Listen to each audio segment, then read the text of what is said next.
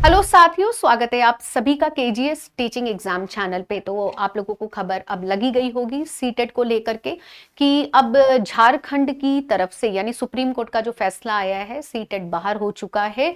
तो वैसे भी अगर आपको नॉलेज हो तो जैसे जिस भी स्टेट के हम लोग होते हैं, ध्यान से सुनिएगा। जैसे मान लीजिए यूपी स्टेट से हैं आप, तो यूपी का जैसे यूपी टेट पेपर होता है, ठीक है।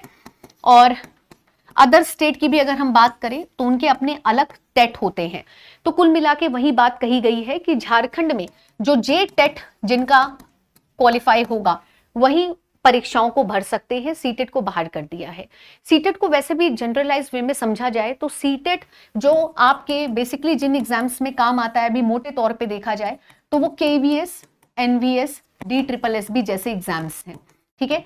इसके अलावा आप एक बड़ा जो कह सकते हैं कि एक बड़ी जो समस्या के रूप में भी सामने आ सकती है बात, वो ये बिहार शिक्षक भर्ती 4.0 को लेकर के कि क्या अब यहाँ पे भी सीटेट नहीं अप्लाई होगा। वैसे भी यहाँ डोमिसाइल को लेकर के बहुत सारी चर्चा थी। अगर आप लोगों ने न्यूज देखी हो, बहुत सारे बच्चों ने उसको लेकर के भी आवाज उठाई थी कि अदर स्टेट वाले क्यों अप्लाई करते हैं। अब अगर अदर स्टेट वाले अप्लाई कर रहे हैं, अब वो कहानी तो पलट गई, क्योंकि अब तो सीटेट पे आ गया, और सीटेट पे आ गया तो यानी अब बिहार को भी टेट के बारे में सोचना चाहिए, है ना। तो ये टेट वाली बातें आ जाती हैं, यानी फिर स्टेट भी अपना टाइम से सारे टेट कराए, तभी तो बच्चा क्वालिफाई करेगा और तभी किसी एग्जाम में अपीयर हो पाएगा। तो ये जो आपके सामने बात आई है, ये आई है रिलेटेड टू सुप्रीम कोर्ट के फैसले से, है ना। तो अब आप सीटेट जो है, आप झारखंड में अगर आपने वहां का टेट दिया है तो ही आप परीक्षा पे अप्लाई कर पाएंगे, ध्यान दीजिएगा, ठीक है। सीटेट ऐसा नहीं है कि इनवैलिड हो गया है। आप अपने दिमाग में ये मत लाइएगा कि सीटेट इनवैलिड हो गया है या परीक्षाओं से बाहर हो चुका है, ऐसा नहीं है। कई जगह पहले से ही स्टेट, जिस स्टेट की वैकेंसी निकली है वहां का टेट ही मांगा जाता था। झारखंड स्पेशली यहां पर इन्होंने सीटेट को बाहर किया है।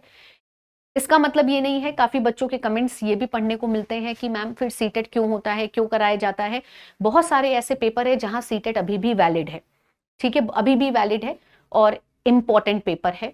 तो इसीलिए अपने दिमाग में इसको लेकर के बिल्कुल भी नेगेटिव मत होइए कि अब हम कहाँ जाएंगे या सीटेट हम फिर क्यों तैयार करते हैं। साल में 2 बार ये परीक्षा होती है, कई जगह ये इंपॉर्टेंट है, कई जगह ये वैलिड है, अभी भी सभी जगह से इनवैलिड ये नहीं हुई है। इसको बस अपने दिमाग में रखिए, ठीक है। तो देखते हैं इससे जुड़ी खबर आगे भी देखते हैं कि क्या रहता है।